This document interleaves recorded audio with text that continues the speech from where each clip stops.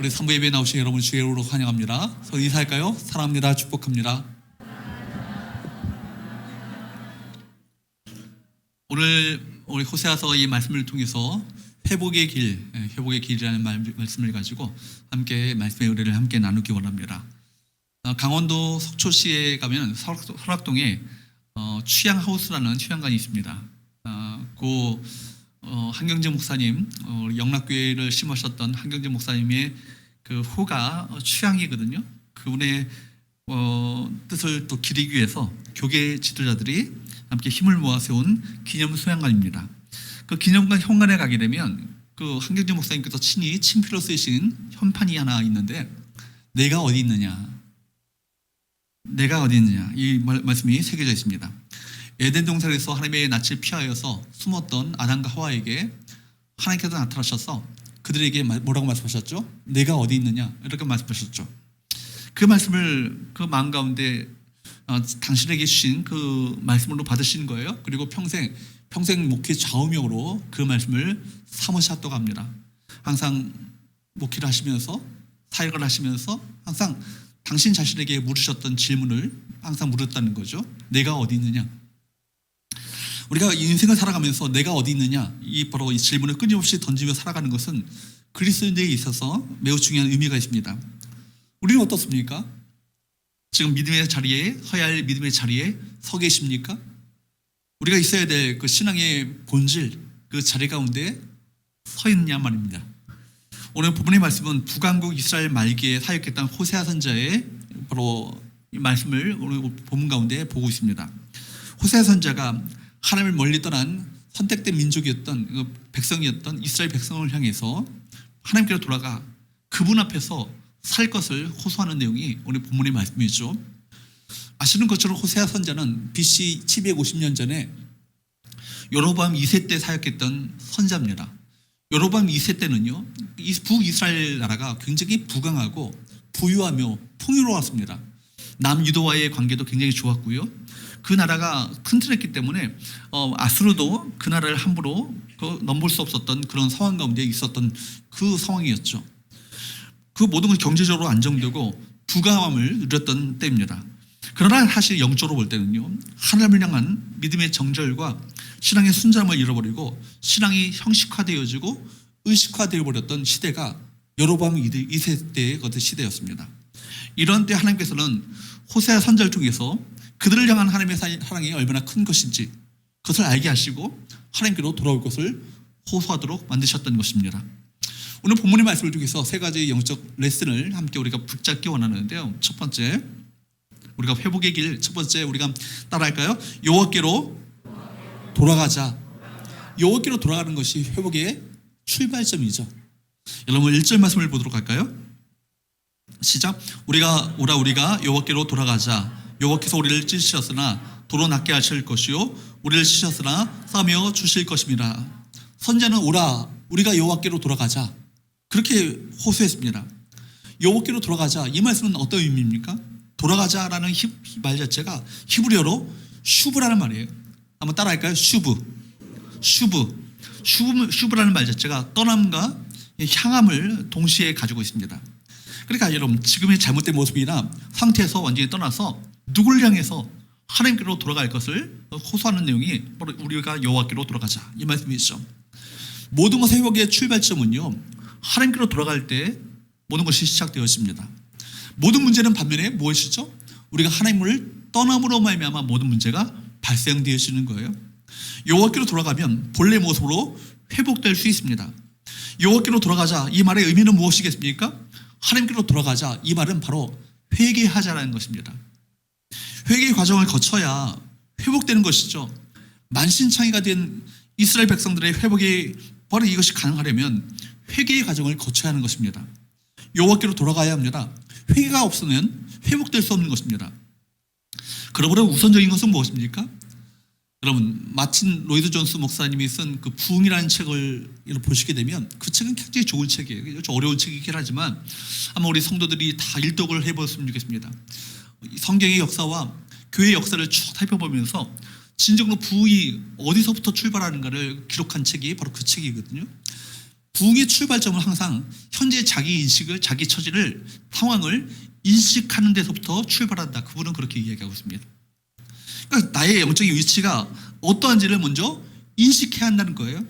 하나님을 떠나 있는 영적 상태를 인식하는 것, 이것이 부흥과 여러분 회복의 출발인 것입니다. 우리가 얼마나 하나님께로부터 멀어져 있는지 이걸 아셔야 되는 거예요. 그래야 우리가 여기로부터 돌이켜 하나님께로 돌아갈 수 있지 않겠습니까? 호세아 시대에 말씀드린 것처럼 부유하고 부강하고 모든 것이 안정적이었던 그 시대 가운데 그 외적인 상황과는 달리 그들은 하나님을 떠나 있었습니다. 사실은 모든 것이 풍요롭고 부유하고 모든 것이 잘 되고 아무 문제가 없으면요, 그거 하나님의 은혜인 줄 알고 더 감사하고 하나님께 더 가까이 나가야 되는데, 왜 간사한 인간은요 그렇지 않아요. 그러면 우리가 하나님을 떠나기 쉽습니다. 마음이 하나님을 멀어지게 되어지고 이 모든 것이 내가 잘나고 내가 노력해서 모든 것을 이룬 것처럼 착각하고 살아가는 것이 우리 인간의 속성이에요. 반면에 여러분, 도리어 결핍이 있고 부족이 있고 고통이 있고 아픔이 있고 고난이 있을 때, 그때 비로소 사람들은 정신을 차리죠. 사망의 음침한 골짜기를 다닐 때, 광야에 홀로 서 있을 때, 그때 누가 함께 계신다? 여호와 하나님께서 함께 계시고 나의 목자가 되시고 그분만 안에서 내가 참 부족함이 없다는 그 고백을, 우리 장로님 기도하셨던 것처럼 그런 고백을 할 수 있게 되는 것 아니겠어요? 압살롬의 반역을 통해서 여러분, 바로 그 기드론 시내가를 건너며 유대 광야를 헤매고 있었던 그 다윗에게 바로 하나님께서 나타나셔서 내가 누워 자고 깨었으니 여호와께서 나를 붙드심이로다, 그것을 깨닫도록 만드시는 그 과정을 그에게 허락하셨던 것이죠. 여러분, 이스라엘 백성들은 모든 것이 부유하고 풍요롭고 모든 것을 안정적으로 모든 것을 누리고 살았습니다. 그런데 여러분, 외적으로 하나님께 제사를 드렸고 종교적인 의식과 형식은 다 그대로 있었지만 그 마음은 하나님께로부터 멀리 멀어졌습니다. 영적인 어둠 시대 가운데 있었던 것이죠. 외적으로는 좋아 보여도 영적으로는 피폐하고 곤고한 시대 가운데 그들이 살았던 것입니다. 호세아 시대 백성들은요, 요한계시록에 나오는 라오디게 교회와 참 닮았습니다. 여러분, 예수께서 라오디게 교회를 향해서 뭐라고 책망하시죠? 요한계시록 3장 17절 말씀 한번 볼까요? 요한계시록 3장 17절 말씀을 먼저 봅니다. 제가 읽어보도록 할게요. 시작. 내가 말하기를 나는 부자라 부유하여 부족하실 것이 없다. 스스로 말하기를 뭐라요? 나는 부자라 모든 것이 부유해서 부족한 것이 없다, 그렇게 스스로 착각하고 살았다는 것입니다. 그러나 주님의 진단은 뭐예요? 너는 공고하다는 것이죠. 너는 가난하다는 거예요. 또 너는 가난하다는 거예요. 실상은 뭐예요? 눈멀었다는 것입니다. 벌거벗은 것을 알지 못하는도다. 18절 말씀을 보십시오.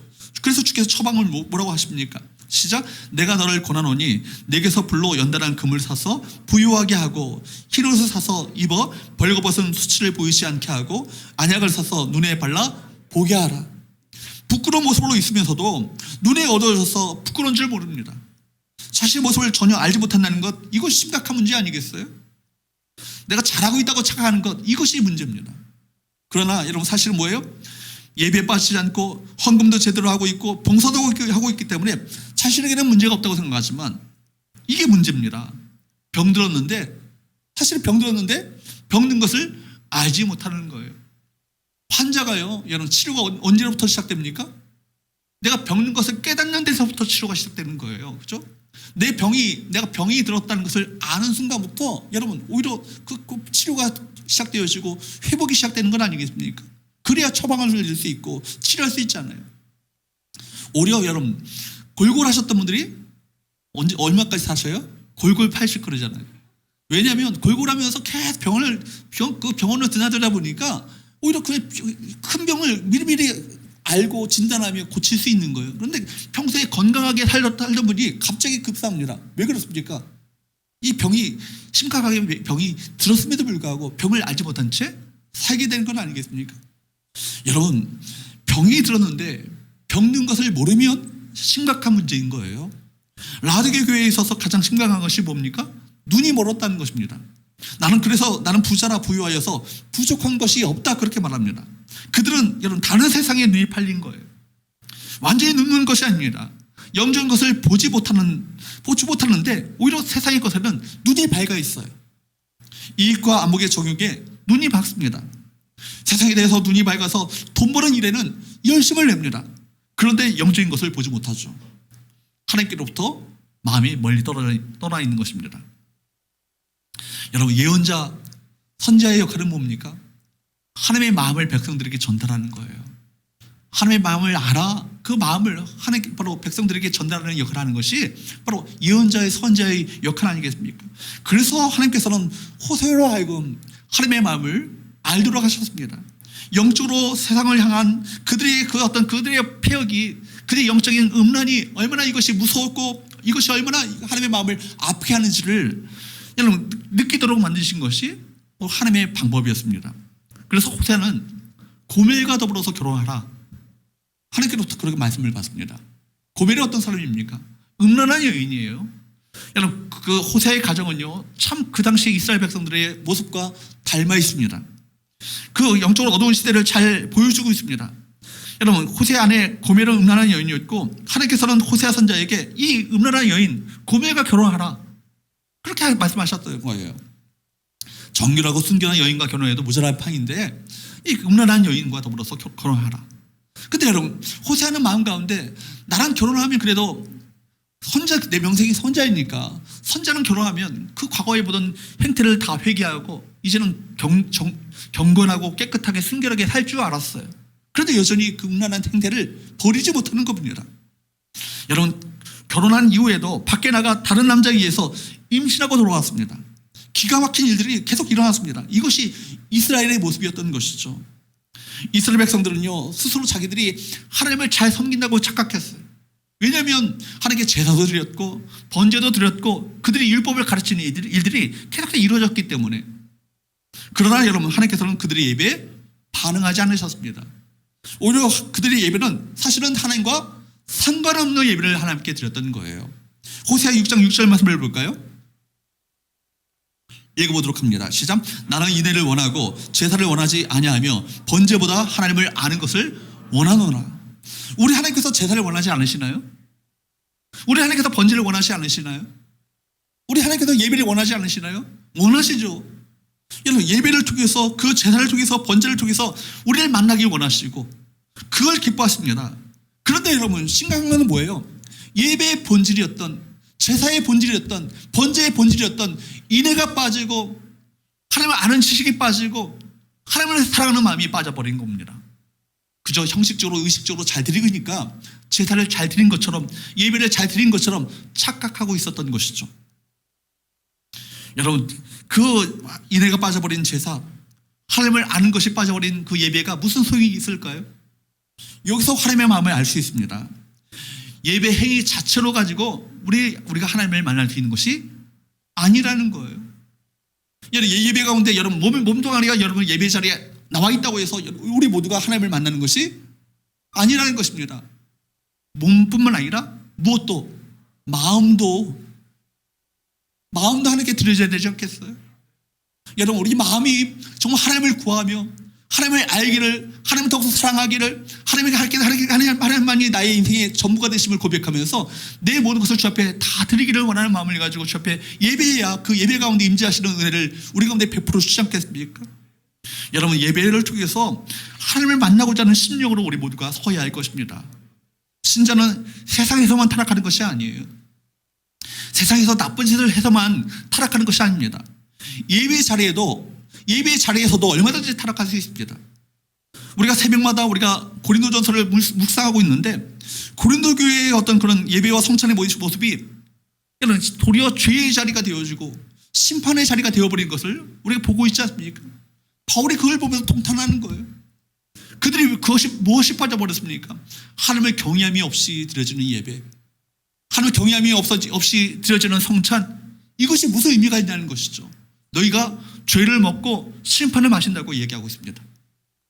가장 영광스럽고 은혜로워야 될 그 자리가 오히려 죄의 자리가 되어버리고 심판의 자리가 되어버리고 하나님께서 가장 정밀하시는 가증스러운 예배가 될 수 있다는 것을 우리 모두에게 성경을 통해 말씀하고 있는 것입니다. 호세아 안에 고멜이 불륜하고 외도하는 그 상황으로, 그 상황은 호세아에게 있어서 마음이 얼마나 아프고 마음이 찢어지며 얼마나 고통스러운 그 자리였겠습니까? 하나님께서 호세아에게 그런 상황으로 몰아넣으신, 호세아를 그 상황으로 몰아넣으신 까닭이 있다는 것이죠. 무엇을 알기 위해? 하나님의 마음을 알기 위해.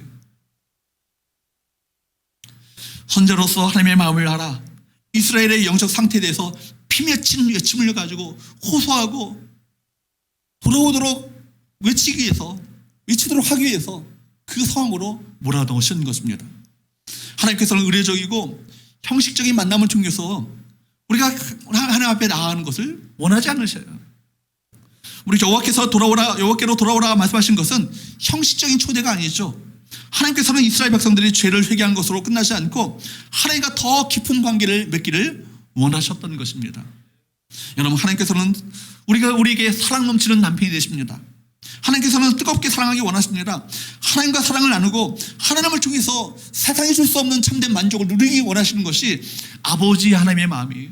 우리 남편 대신 신랑 대신 우리 주님의 마음이십니다. 호세 아내 고멜은 남편 호사에게로 돌아오기까지 굉장히 방황했습니다. 고멜은 남편 호사에게서 마음이 떠나버렸죠. 가출했다가 돌아왔지만 여전히 그 마음은 어디에 있는 거예요? 여전히 세상 밖에 있는 거예요. 중요한 것은 뭐예요? 몸이 아니라 뭐라고요? 마음이라고요. 고멜은 세상의 마음이 뺏겨버렸습니다. 이것은 당시 이스라엘 백성들의 모습을 상징합니다. 그리고 오늘 저와 여러분의 모습을 상징하기도 합니다. 우리의 몸과 마음이 정말 하나님을 향하여 있습니까? 우리 마음이 나눠질 때가 참 많이 있죠. 전심으로 하나님을 향하지 못할 때가 참 많이 있다는 것입니다. 사랑하는 여러분, 주님이 우리의 전부가 되십니다. 모든 것이 되기에 우리 모든 것을 다하여 주님을 찬양하고 경배하며 예배할 수 있기를 주님으로 축복합니다. 이스라엘 백성들, 그들은 사실은 입술로는 여호와를 경외하고 한다고 말하지만 그들의 마음은 여호와 하나님을 멀리 떠나 있었습니다. 비록 저들이 율법을 암송하고 입술로는 아멘하고 있지만 그 중심은 하나님의 말씀으로부터 너무나도 멀리 떨어져 있었던 거예요. 그래서 호세 선자는 그들 향해서 외칩니다. 오라, 우리가 여호와께로 돌아가자. 우리를 기다리시는 하나님의 사랑을 깨닫고 우리를 기다리시는 여호와의 그분의 품으로 돌아가자 외쳤던 것입니다. 사랑하는 여러분, 이 시간 우리 모두에게도 동일한 음성을 들려주고 계셔요. 우리가 여호와께로 돌아가자. 우리를 기다리시는 여호와 하나님의 그 사랑을 깨닫고 우리를 기다리시는 여호와의 그 품으로 돌아가 그분과 사랑의 교제를 나누고 친밀한 관계 가운데 들어가고 하나님의 임재 가운데 살기를 원하시는 하나님의 마음, 그 외침을 우리 모두가 마음 깊숙이 들을 수 있기를 주님으로 축복합니다. 여러분, 정말 그렇기 때문에 이 시간 우리 진지하게 우리 자신을 돌아보십시오. 나는 정말 내가 어디 있느냐? 정말 창세기의 말씀처럼 내가 어디 있느냐? 또 한경희 목사님이 그렇게 마음 가운데 늘 새기셨던 것처럼 내가 어디 있느냐? 이 질문 앞에 과연 내가 서야 할 신앙의 자리 가운데 서 있는가? 그 신앙의 본질, 하나님을 더 알기를, 하나님을 더 사랑하기를, 하나님이 있는 곳에 나도 함께 있기를 원하는 그 신앙의 본질 가운데 내가 서 있는가를 다시 한번 깨닫고 점검하며 다시 한번 우리가 주 앞에 돌아가시는 저와 여러분 되시기를 주님으로 축복합니다. 두 번째, 따라할까요? 하나님의 앞에서 살리라. 여러분, 호세아 선자는요 1절에서 우리가 여호와께로 돌아가자 말한 후에 2절에서 뭐라고 외칩니까? 2절 말씀을 볼까요? 시작. 여호와께서 이틀 후에 우리를 살리시며 셋째 날에 우리를 일으키시리니 우리가 그의 앞에서 살리라. 여기서 이틀 후에 살리시고 사흘 만에 사흘날에 우리를 일으키신다는 이 말씀은요 아주 짧은 시간에 우리를 살리시고 일으키시고 치유하시고 회복시키신다는 말씀인 거예요. 우리 치유와 회복은요 오래 걸리지 않아요. 뭐 하기만 하면? 여호와께로 돌아가기만 하면. 우리 신앙의 본래 자리로 돌아가면 하나님의 치유와 회복은 급속히 일어나 우리를 살리시고 그분 앞에서 살게 하신다는 말씀인 것입니다. 그렇게 우리가 회복된 우리가 서야 할 그 자리는 어떤 자리입니까? 여호와의 그 앞에서예요. 하나님의 앞에 섭니다. 하나님 앞에서 서는 것입니다. 그의 앞에서 살리라 이 말씀을요 직역하면 그의 얼굴 앞에서 살리라 라는 거예요. 그의 얼굴 앞에서 살리라. 하나님의 얼굴이라는 이 말은요 히브리어의 독특한 용법이 있죠. 여호와의 얼굴, 퍼니엘이란 말인데 우리가 성경에서는 분이엘이라고 그러지 않습니까? 하나님의 얼굴, 하나님 앞, 하나님의 인재를 말하는 거예요. 그러니까 여러분, 하나님의 얼굴 앞에서 살리라 이 말은요 하나님 앞에서 살아가는 것, 그죠? 하나님의 임재 앞에서 살아가는 것, 그분의 얼굴을 구하며 그분의 사랑을 구하며 그분과 관계 속에서 살아가는 것을 의미하는 것입니다. 이것이 진정한 휴거 아니겠어요? 이것이 진정한 회복 아니겠습니까? 신전의식, 코람데오, 이 말이 여러분 잘 많이 듣지 않습니까? 이 말이 뭐예요? 하나님의 면전 앞에서, 하나님의 얼굴 앞에서, 하나님의 임재 앞에서, 그분의 임재 속에서 살아갈 것을 말씀하고 있는 것입니다. 여러분, 이 순간 내가 누구 앞에 있습니까? 하나님의 얼굴 앞에, 하나님의 임재 앞에 있는 거예요. 여러분, 우리 예배가 언제 달라집니까? 이 예배가 하나님의 임재 앞에 드려지는 예배라는 것을 우리가 깨닫는 순간부터 예배가 달라질 것입니다. 목사 앞에 드려지는 예배가 아니고, 예배 인도자 앞에서 드려지는 예배가 아니라 하나님의 임재 앞에서 이 시간 우리 모두가, 목사고 우리 함께 모든 성도도 다 하나님의 임재 앞에서 예배를 드린다고 생각할 때 우리 예배가 진정으로 하나님의 임재가 있는, 하나님의 기쁘심이 많은 그 예배가 되지 않겠습니까? 여러분, 요셉은요, 보디발의 아내 유혹 앞에, 유혹의 손길이 그의 몸에 미쳤을 때 뭐라고 말합니까?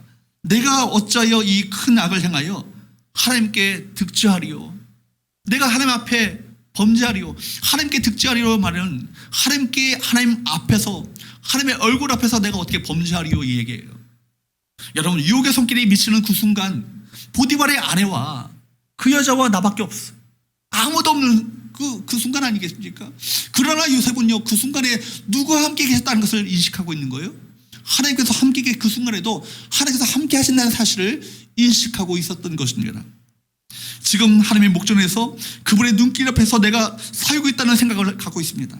그 하나님의 눈길 앞에 있는데, 내가 지금 그 하나님의 얼굴 앞에 있는데, 하나님의 임재 앞에 있는데 내가 어떻게 범죄할 수 있겠는가? 여러분, 그러나 젊은 날에 여러분 모세를 한번 보세요.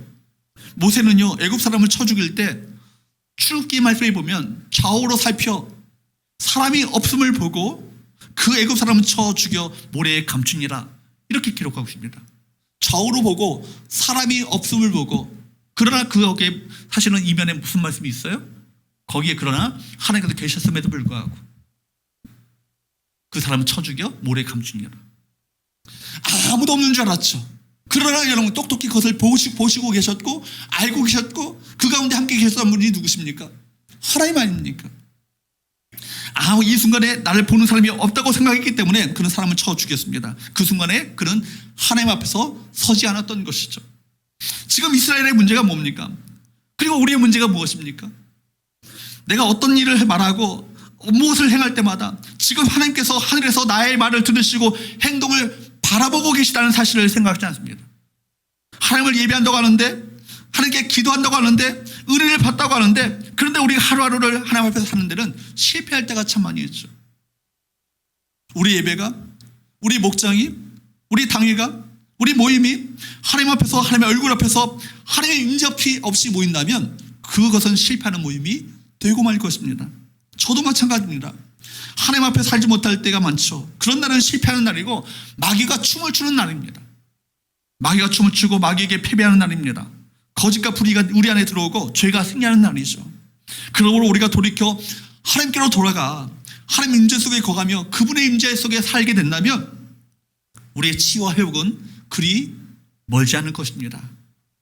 사랑하는 여러분, 코로나로 말미암아 여러 가지 많이 힘들고 어려운 가운데 있지만 그럴수록 어렵고 힘들수록 하나님께 거듭 돌아가 그분의 은혜를 떠나지 마시고 그분의 사랑을 떠나지 마시고 그분의 임재 가운데 살아가시는 우리 모든 성도들 될 수 있기를 주의 이름으로 축원합니다. 세 번째, 마지막으로 따라할까요? 힘써 여호와를 알자. 다시 한번요, 힘써 여호와를 알자. 호세아 선지자의 세 번째 호소가 무엇입니까? 3절 말씀을 볼까요? 시작. 그러므로 우리가 여호와를 알자, 힘써 여호와를 알자. 그의 나타나심은 새벽빛같이 어김없나니 비와 같이 땅을 적시는 늦은 비와 같이 우리에게 임하시리라 하니라. 3절에서 선지자는 뭐라고 했습니까? 그러므로 우리가 여호와를 알자, 힘써 여호와를 알자.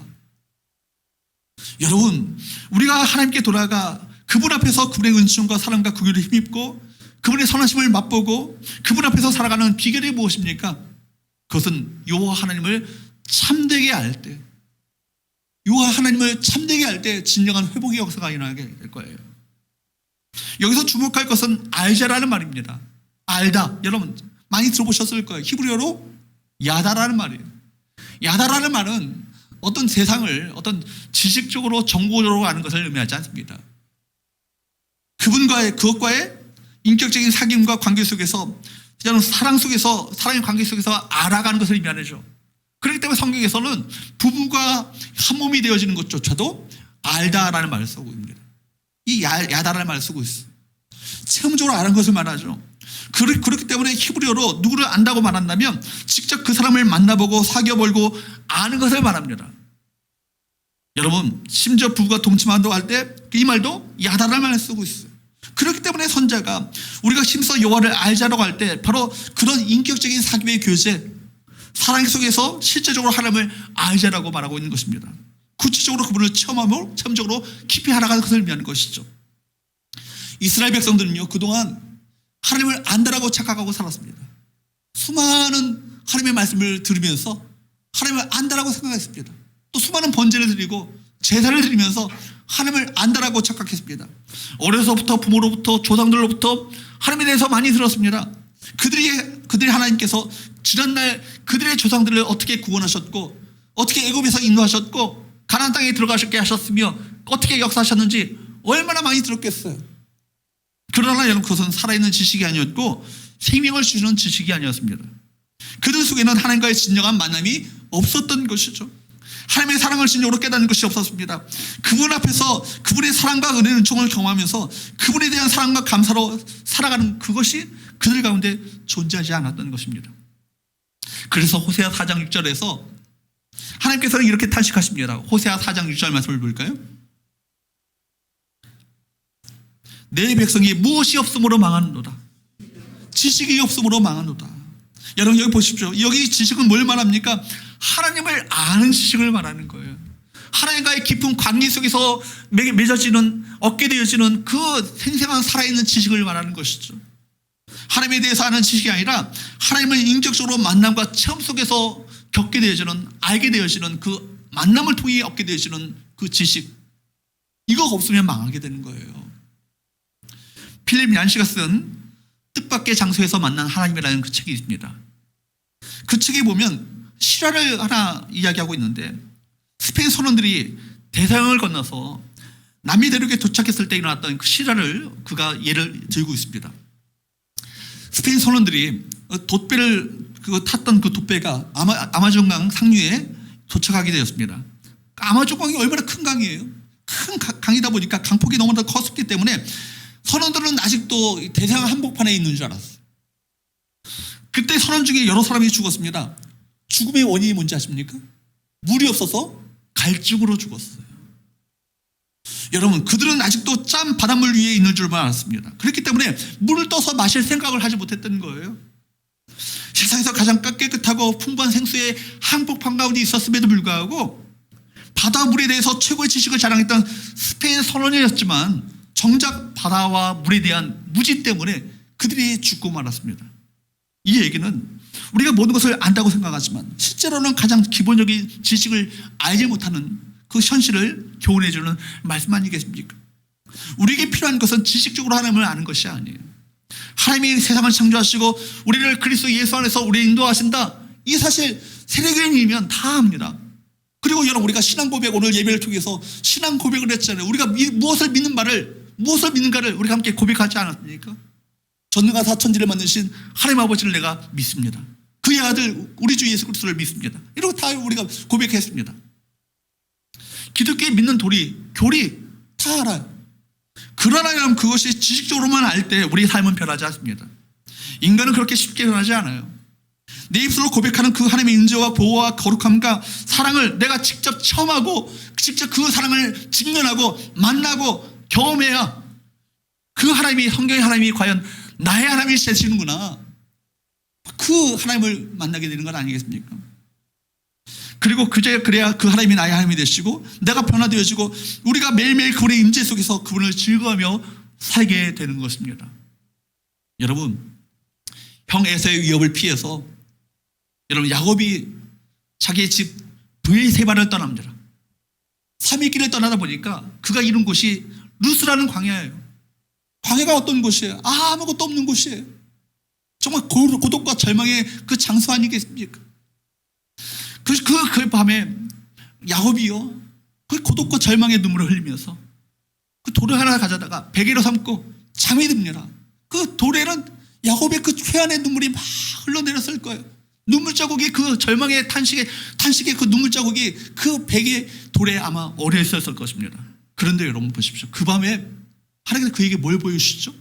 꿈을 보여주시잖아요. 고독과 절망의 자리 가운데 나 혼자 있는 줄 알았는데 내가 혼자 있는 것이 아니라 누구와 함께 하신다고요? 하나님이 함께 계심을 깨닫도록 만드시는 거예요. 그래서 그 고독과 절망의 그 자리와 하늘이 연결되어 있는 것을 보여주십니다. 뭐로? 사닥다리로. 요한복음에 보면요, 예수님께서 인자가 바로 그 사닥다리라고 말씀하십니다. 여러분, 이 고독하고 절망스러웠던 인생의 고통의 끝점에서 더 이상 갈 곳이 없을 때 우리는 그곳에서 기다리고 계시는 십자가 예수님을 만나게 되는 거예요. 십자가 예수님을 만나게 되면 전혀 다른 길을 걷게 됩니다. 야곱은 하늘과 땅이 연결된 사닥다리 예수님을 통해서 하나님을 만나게 되었고 하나님의 음성을 듣습니다.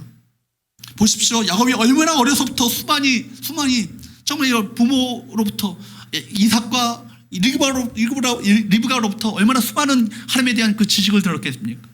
말씀을 들었겠어요.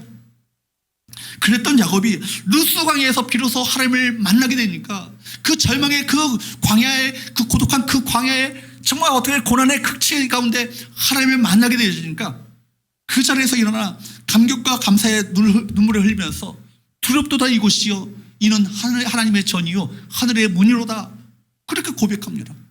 그리고 그 고통에 눈물 흘렸던 눈물 자국이 여전히 있는 그 돌을 가져다가 여러분 제단을 쌓고 하나님께 제사를 드리죠. 그래서 고백하기로 뭐라고 합니까? 바로 이곳을 향해서 열려있는 이 자리야말로 하나님의 집이라고. 벳엘, 벳이 뭐예요? 집이라는 뜻이고 엘이 하나님이에요. 하나님의 집이라고. 이 하나님의 모든 곳으로부터 단절되었던 그 장수 고통의 자리였는데 그 자리가 하나님의 집이라고 하나님의 임재의 자리라고 친히 고백하게 되는 거예요. 말로만 듣던 하나님을 직접 경험적으로 알게 될 때 그런 감사와 감격 속에서 갖고 있었던 그 모든 기름을 아낌없이 다 쏟아붓습니다. 그리고 오직 하나님만을 그의 하나님으로 삼고 섬기겠다라고 고백하며 내가 하나님께 11조를 드리며 내가 전을 세우겠다고 다짐합니다. 내가 그분 앞에서 살겠다는 고백인 것이죠. 그때 그 순간에 진정으로 하나님의 임재 앞에 서게 되었고 그분 앞에 살게 되었던 놀라운 은혜를 우리 경험하게 되는 거 아니겠습니까? 그러므로 우리 모두에게 필요한 것은 다른 것이 아니에요. 하나님을 아셔야 합니다. 하나님을 만나시고 하나님의 그 사랑의 관계 속에 들어가셔야 합니다. 그래야 여러분 인생의 그 수많은 어떤 그 고난의 그 한복판에서도 고백하기를 내가 누워 자고 깨웠으니 여호와께서 나를 붙드심이로다 이 다윗의 고백이 나오는 건 아니겠어요? 내가 사망의 음침한 골짜기로 달지라도 해를 두려워하지 않을 것은 여호와께서 주께서 나와 함께 하심이라 이 고백을 하는 건 아니겠습니까? 새롭게 살기로 결단한다고 새로워지는 것이 아니에요. 그러나 하나님이 누구신가를 정확히 알게 될 때 하나님의 어떤 분이신지를 선명하게 알게 될 때 우리 삶은 달라질 것입니다. 하나님이 누구신가를 알게 되면 다르게 살 수밖에 없는 거예요. 이전의 삶으로 돌아갈 수 없습니다. 하나님이 누구신가를 알기 때문입니다. 하나님의 자녀로 살아간다는 것이 이것이 얼마나 큰 축복인가를 세상의 그 어떤 것과도 비교할 수 없는 축복인 것을 알게 되기 때문에 그 사랑 속에서 감사하며 감격 가운데 살아가는 건 아니겠습니까? 사랑 여러분, 하나님과의 관계가 회복되면 깨어진 우리 마음도 회복됩니다. 깨어진 관계가 회복됩니다. 깨어진 세상을 회복하는데 하나님께서 우리를 사용하시게 되는 거예요. 지금도 우리 모두에게 말씀하시죠. 하나님께서는 우리에게 돌아오라 말씀하셔요. 회개해야 합니다.